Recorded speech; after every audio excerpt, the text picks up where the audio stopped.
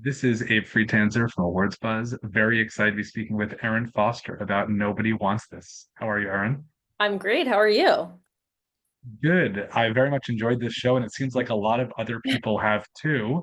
And the question is always, what part of this and how much of this is a true story?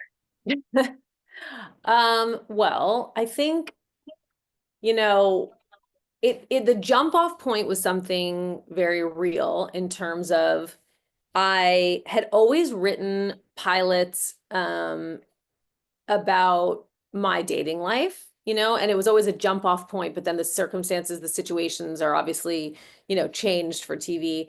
But the sort of um, emotional elements are always based in reality because that's how I even know what to write about, is what I'm experiencing. And so it really was about me meeting someone and getting into my first real healthy relationship at 36 years old and feeling immediately like I didn't really know how to do that. And this element of, I grew up in LA, so I all my friends were Jewish. The idea of, converting to Judaism didn't really feel like a big deal to me.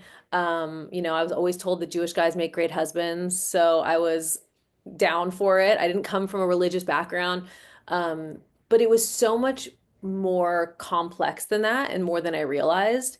So that whole like different worlds coming together piece of it, and then the Jewish element, and one person coming from a traditional family and one person coming from an unconventional family. That stuff is all based in truth. Did But you and have but you but Yep, Simon's mom really loves me, so that part's different. that's good to know. Did you meet or have you met a lot of rabbis like Noah, or do you feel like he's unusual?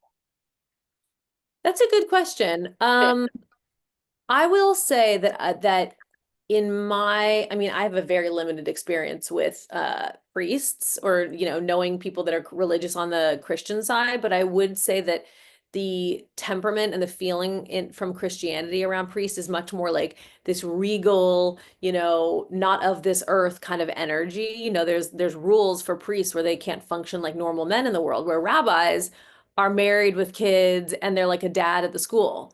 So, there are a lot of rabbis in LA that are just regular guys. And, my husband and I have gone out to Mexican food with the rabbi who married us, with him and his wife, and all had margaritas together. So, yeah, I mean, Noah is not based on a rabbi that I know, is really more based on my husband, who's not a rabbi, but now people think he is. Uh, but I think that someone like Noah exists as a rabbi. I think so. Have you heard feedback from any rabbis you know or others that you don't about the character in the show? Yeah, I think that, no one's ever been like, what's really sexy? A rabbi. So I think that rabbis are kind of now like, thank you. Now the idea of a hot rabbi is out in the world. And I think, I mean, from the rabbis that I've heard from, they really are appreciative of this kind of like cool, sexy, fun spotlight being put on them.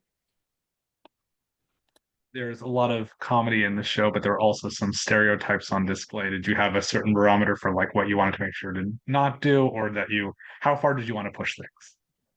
Yeah, the stereotype thing has been really interesting to me because when we were making the show, I had my eye on certain things I thought people were going to be upset about or pick apart, and those are not the things that people paid attention to. They fully looked at something completely different that I was not thinking was going to be brought to light or focused on. Um, the truth is, I did think about stereotypes. And I think I did a better job than people have given me credit for because I based the mother on a version of my mother-in-law, which is not a stereotype. She's an Eastern European, very, poised, very careful with what she says, uh, European woman.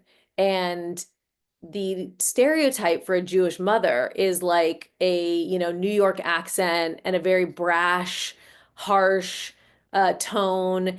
And that's not the kind of Jewish mother-in-law I wanted to create because I had seen that so much. And she exists. She's a real person in real life. We've all met that person. She exists. She's a real person, but I hadn't seen the Eastern European Jewish mom, which is a totally terrifying version of a mother-in-law that I thought was different. So the stereotype thing has been interesting. Also, the show was called Shiksa for a long time. That's what it was originally called when we sold it to Netflix. And the story is about a shiksa. It's about a girl who comes into a Jewish family. If the mother accepted her, if the sister-in-law accepted her, then there's no show. Like that has to be what the show is about. Well, what is your own relationship like with your sister, and how does that get mirrored in the show? Well, my sister and I would say that the dynamic between the sisters in the show are very similar to our dynamic in real life in terms of it can be very feisty, it can be very temperamental and argumentative, but then you also kind of have each other's back no matter what. But the life circumstances are totally different. I didn't really want to having kids in a show really changes things. My sister, Sarah, she has two kids. It's a whole different experience. And I really didn't want to focus on that family dynamic. I wanted to focus on this couple. So I just really wanted the sibling dynamic to be prevalent as the secondary relationship for them. Not, it changes when that person's a mom and they have to be focusing on their kids. And so the circumstances around their life is very different. I did know when I spoke with Justine that the actress who plays Sasha and Esther's daughter was actually her daughter on Home Economics, which is a funny Oh, sort I of connection. forgot about that. That's right. She's really sweet. Her name's Shiloh. She's awesome. Well, in other TV connections, you've obviously been around the world for many years, especially in your acting career, and you did appear in a few episodes of The OC way back when. Did you ever think you'd be making a show about a hot rabbi with the star of that show? I could never have imagined. I was so insecure back then when I got that job, it was such a big deal for me.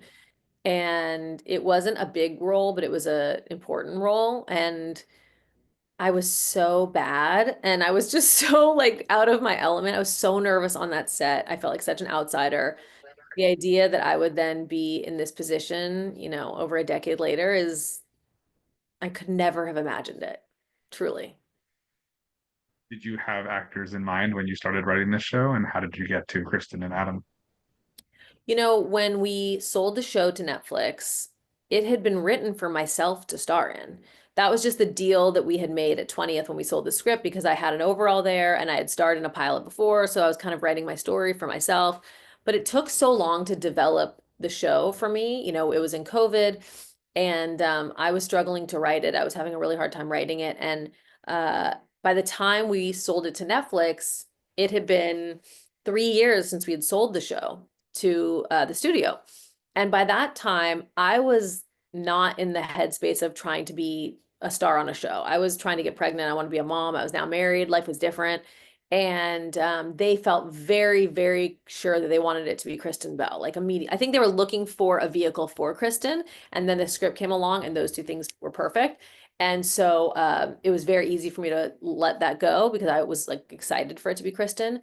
So she was attached right away. And then we auditioned a million guys to be Noah. But Kristen always knew it was going to be Adam. Like before we auditioned one person, she's like, do your thing, do your process. But I'm telling you, this is Adam Brody. But it's tricky because Adam and Kristen, they don't audition, right? They're like big stars. So the idea of making a romantic comedy when you haven't been able to see these two people say a scene out loud together or see what their energy or charisma together is going to be like, it's a huge risk. It's a huge leap of faith. So it was nerve-wracking, the idea of not being able to audition all these people and just offer it to someone. But in the end, it was so clear that Adam was like the only person who could play him. I mean, truly, he was built for this role. There was not one audition that came through that made us second guess it. I think it's also great for the audience that grew up watching Seth Cohen and also watching Veronica Mars that, you have these people who 20 years ago were obviously in a very different place in their lives, but these are the shows they were watching. And now, like, they get to see these people again in a very different context. Mhm. It's pretty cool. Have you received any surprising reactions to this show aside from all the stereotype stuff we discussed before, just that you didn't expect? I mean, really just the reaction in general to how popular it's been. That's been my biggest shock. I mean, yes, the stereotype thing threw me for sure. Um, but more than that, by far, is just how much the internet grabbed onto this show. I mean, I really, really didn't see that coming. You know, I mean, when I finished making the show and was watching the edits, and I was like, it's sweet. It's a sweet show. Like I couldn't tell. I couldn't tell because I was so close to it. You know, you can't know if it's going to work or if it's going to resonate to other people. And I think, you know, when you are a writer, whether you're writing a book or a TV show or a poem or anything, you're writing what is meaningful to you. You're writing a story that you want to see. You're writing a story you want to tell. But there's no indication of if other people are interested in that story or if other people are going to resonate, you know, if those moments are going to resonate for other people. Some of those moments were really like personal to me. And sometimes if you're too close to something, you know, then you miss the mark. And I didn't know if that was going to happen here. So really just the reaction from people blew me away. Continues to. I know that I got episodes in August and I like to space things out, especially the Netflix stuff that you're meant to binge. I like to really space out. Eventually I ran out of time and had to like rush it towards the end because I wanted to review it before it started. But I also wasn't sure what to expect because I know I was enjoying it, but everyone else had just seen the trailer, wasn't sure what to, make of that. And so it's fun to sort of have that extended window of time to, I guess, more nerve-wracking for someone with a little skin in the game, but definitely a fun process. Yeah, but I always try to brace myself for, you know, I think it's always really important to, of course, set goals for yourself and be ambitious and, you know, have a high place you're aiming for. But I was like, the fact that Netflix made my show is a win. The fact that I made a show with Kristen and Adam is a win. You know, the fact that if anybody likes it or if people don't hate it, I might have another shot at making another show. So I already felt like I was the luckiest person and, you know, pinching myself that this was my life. So this reaction, it really is a weird experience being in the center of it because you kind of almost can't tell how many people are talking about it or how big it is because obviously people are going to talk to you about it. You're surrounded by your friends and family, you know? So when I get a little tiny glimpse into how much it's a part of the zeitgeist, like, you know, there's some article on People that's like, you know, Saweetie's just like us. She's watching Nobody Wants This. Like those are the articles that freak me out because then it just feels like it has nothing to do with me. It's just like in the world as like, oh, this is the zeitgeist right now. That really is weird to see. Is there anything that you can preview about season two? Everybody dies. It's really sad. Um, Noah converts to Christianity. No, you know, it's really gonna feel like a continuation of season one. That's the goal. And it's gonna be all the big romantic markers in the next 6 months of a relationship. You know, they've now chosen each other at the end of one, and or he's chosen her at least, and it's like, okay, so what does that look like? How does that work? You know, what does that first year of the relationship look like? And that's what it'll be. I feel really good about it. Is there a roadmap? Like, is there X number of seasons or just taking it They've as it only comes? they've only given us one season right now. I mean, the second season, like the one additional. So they're really going to make us work for it every year. I don't know. But in your mind, like, do you have it set, like, do you know where this is ultimately ending up? You know, I know where it's ultimately ending up, but part of the magic of season one that I really have to give Netflix credit for, the executives there, they really, really pushed us to tell the story slowly, to not get them, you know, married by the finale. Like that just was going to be way, way, way too fast. So, what does it look like when you slow it down? And when you slow it down, it's not like this is a book that we are aiming for, we know where it's going to end. It's like this could go in a lot of different directions. So when you slow it down, you start to see what feels right. And so I don't know. It's we'll just keep going slow, is what I'm saying. Well, while everyone else has been watching Nobody Wants This, what have you been watching? What do you like recently that's really sticking with you? Oh my God, I'm so embarrassed to say this, but well, it's Netflix.